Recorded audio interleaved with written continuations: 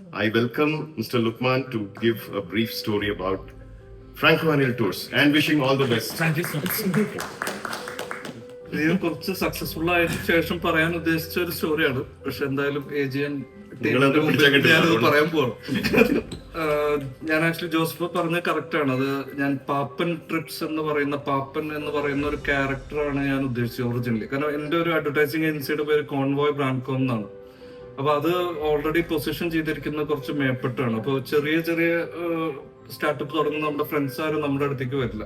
അപ്പൊ ഇത് അൺഅപ്രോച്ചബിൾ ആയിട്ടുള്ള ഒരു ഏജൻസി ആണെന്നുള്ളൊരു സാധനം ഉണ്ടായിരുന്നു. അപ്പൊ അങ്ങനെ തന്നെയാണ് അത് മെയിൻറ്റെയിൻ ചെയ്തിരുന്നത്. പക്ഷെ അപ്പൊ ഞാൻ വിചാരിച്ചു അടുത്ത ഞാനൊരു കമ്പനി തുടങ്ങുന്നുണ്ടെങ്കിൽ അല്ലെങ്കിൽ ഒരു കൺസൾട്ടൻസി തുടങ്ങുന്നുണ്ടെങ്കിൽ അത് എല്ലാ ചെറിയ കുട്ടിക്കും പറയാൻ പറ്റുന്ന ഒരു പേരാവണം. ഇപ്പൊ കോൺവോയ് ബ്രാൻഡ്കോം ഞാൻ പേരിടുമ്പോൾ, അഡ്വർടൈസിംഗ് ഏജൻസിക്ക് പേരിടുമ്പോൾ അത് മറ്റേ കാനഡയിലുള്ള, US-ലുള്ള അല്ലെങ്കിൽ ദുബായിൽ ബിസിനസ് പേര് ഓഫീസുള്ള അങ്ങനത്തെ ഒരു ഏജൻസി ആണെന്നുള്ളൊരു മൈൻഡ് സെറ്റിലായിരുന്നു നമ്മൾ അങ്ങനെ ഒരു സാധനം പൊസിഷൻ ചെയ്തു. പക്ഷെ അതിൽ കുറെ ഒരു മിഡും അല്ലെങ്കിൽ അതിൽ താഴെയുള്ള കുറെ ക്ലയൻസിനെ നമുക്ക് എത്താതെ പോയിട്ടുണ്ട്. പക്ഷെ അതൊരു പൊസിഷനിന്റെ ഭാഗമാണ്. അപ്പൊ ഞാൻ അങ്ങനെ കണ്ടുപിടിച്ച ഒരു സാധനമാണ് പാപ്പൻ ട്രിപ്സ് എന്ന് പറഞ്ഞിട്ട്. അതായത് പാപ്പൻ എന്ന് പറയുന്ന ഹൈ റേഞ്ചിൽ ഒരു കൊടവയറൊക്കെ ഉള്ള ഒരു അച്ഛൻ എന്നുള്ള നിലയ്ക്ക് ഈ പറഞ്ഞ പോലെ ഒരു ഓപ്പൺ ജീപ്പില് മറ്റേ ചുരുട്ടൊക്കെ വലിച്ച് ഇങ്ങനെ പോകുന്ന ഒരാളുടെ സൈഡ് പ്രൊഫൈലാണ് ഞാൻ ഉദ്ദേശിച്ചത്. അപ്പൊ ആ കറക്റ്റ് പിക്ചർ എന്റെ മൈൻഡിലുണ്ട്. പറയുമ്പോൾ എനിക്ക് അഡ്വർടൈസിങ് ഏജൻസി ഉണ്ട്, അത്യാവശ്യം നല്ല ഡിസൈനേഴ്സിനും ആർട്ടിസ്റ്റുകളൊക്കെ എനിക്ക് നല്ല നെറ്റ്വർക്ക് ഉണ്ട്. ഞാൻ ഉദ്ദേശിച്ച ഈ പാപ്പനെ വരച്ച് അതിന്റെ സൈഡ് പ്രൊഫൈൽ എനിക്ക് കിട്ടിയില്ല.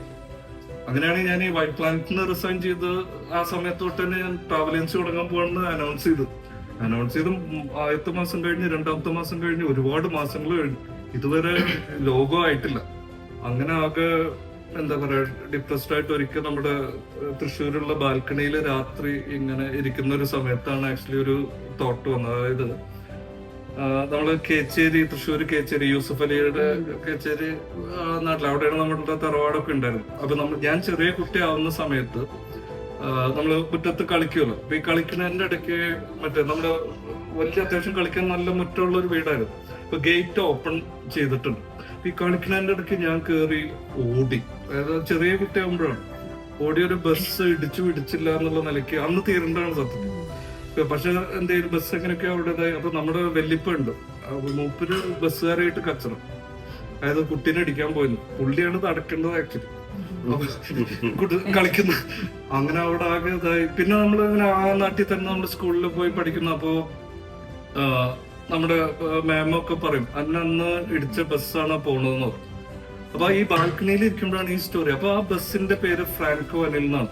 അതായത് നമ്മൾ പിന്നെ 5ാം ക്ലാസ്, 6ാം ക്ലാസ്, 7ാം ക്ലാസ് ഒക്കെ പഠിക്കുമ്പോൾ നമ്മുടെ മുമ്പിൽ കൂടെ ഈ ബസ് പോയി എന്നെ ഇടിച്ച് കൊല്ലാൻ നോക്കിയ ബസ്. അതെ. അപ്പൊ ഈ ബാൽക്കണിയിൽ തൃശ്ശൂര് ഞാൻ ഇരിക്കുമ്പോ ഓക്കെ, ഇനി പാപ്പൻ ട്രിപ്സ് അല്ല, എനിക്ക് ഇനി വെയിറ്റ് ചെയ്യാൻ പറ്റില്ല. ഉദാത്തമായിട്ടുള്ള സർഗാത്മക ലോഗോ കിട്ടാൻ വേണ്ടി എനിക്ക് വെയിറ്റ് ചെയ്യാൻ പറ്റില്ല. എന്നെ കൊല്ലാതെ വിട്ട ആ ബസ്സിന്റെ പേര് ഞാൻ എന്റെ കമ്പനിക്ക് ഇടുന്നു, ഫ്രാൻകോ അനിൽ ടൂർസ് ആൻഡ് ട്രാവൽസ്. അതാണ് എന്റെ. Okay, thank you.